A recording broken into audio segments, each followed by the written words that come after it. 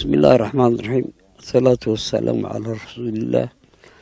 وعن لكن كالسلام يا وكاهم بليين يا مدحوينها دولة ديغانك ديمقراطية صومالية إثيوبيا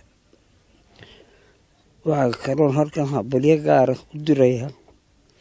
gudoomiyaha xisbiga dimuqraadiga shacbiga Soomaalida Itoobiya Ahmed Shide waxaan leeyahay Ilaahay idinku gargaayo guulaha idin gaarsiiyo xilka idin dhiibay xil waa kala laakiin gudashadiisu ayaa kala macaan gudashada marka shacbi iyo madax raali laga yahay waxba kama xumaadaan laakiin wixii inta dhaafsiisan ayuu wax qariba waxaana idin kula dardaarmayaa inanka iska ilaalisaan wixii idinkiyo shacbiga dawlad deegaanka Soomaalida idin kala kaxaynay ma idin kala fogeyn karaa hadday siyaasad noqoto يادي وحقبت نقط يهر مرة دي نقط إن أنا وحبر الإسكوب قليلين تاسنوا ذكر الدردار مياه وحانا الله هاي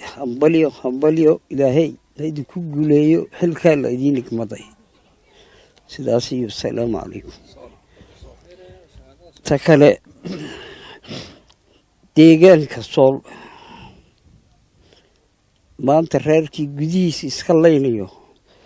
waxaan leenahay nabad baan idinku baaqaynaa qodayaalo waa idinku imanayna nabadgelyadaasina in aad u ilaalisaan dagaalka beelowgiisana wiil kuma dhasho wiil baa ku dhintay wiil kuma dhasho waxaan leeyahay dagaalkaana joojiye wixii kala tabanasaan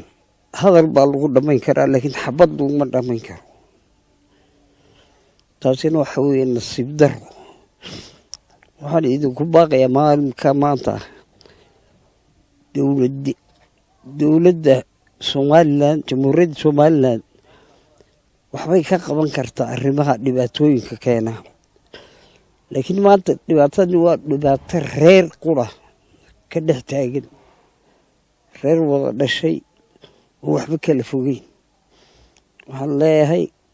war hubka dhiga gurmadka Somaliland uu idin ma doono annaga soo bixi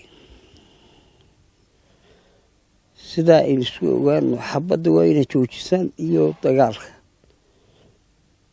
ergooyinka u horeeyana waa ka soo qayb galayaan.